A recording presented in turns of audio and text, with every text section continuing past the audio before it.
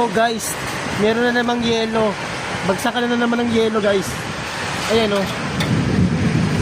Yung lalaki namang yelo, wait lang. Napakita ko sa inyo yung yelo guys. Oh. Diba? Legit. Umuulan lang yelo dito sa Asir. Uy!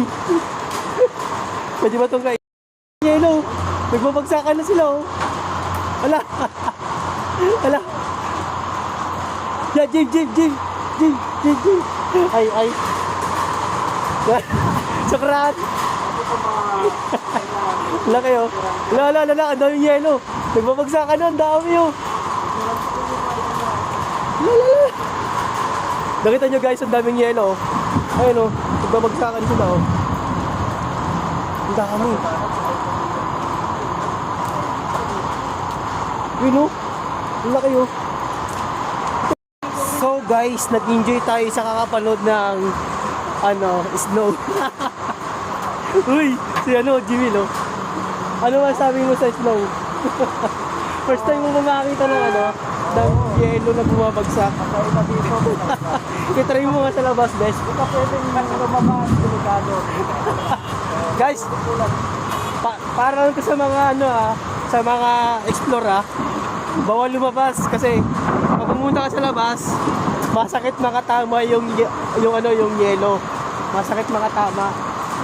Tignan niyo yung sakyan durog-durog na. Uy, tayo na, sarap yosi oh. Pakami-kami lang oh. Ayun guys oh, papakita ko sa inyo guys yung Muhail Asir. Dito yan sa Abha. Yan. Baha dito pero mamaya-maya konti. Mga 1 oras lang pag na-stop yung ulan, mawawala rin yung baha na yan. Promise.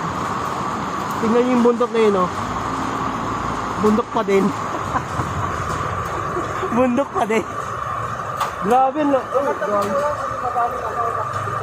Ang sakit makatama yung yelo. Kita nyo kalalaki ng mga yelo bumabagsak.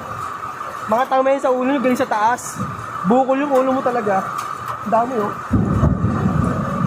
Ano? Nagbabagsakan pa oh. Nakita nyo yung puputi-puti yan. Yelo yan. Oh.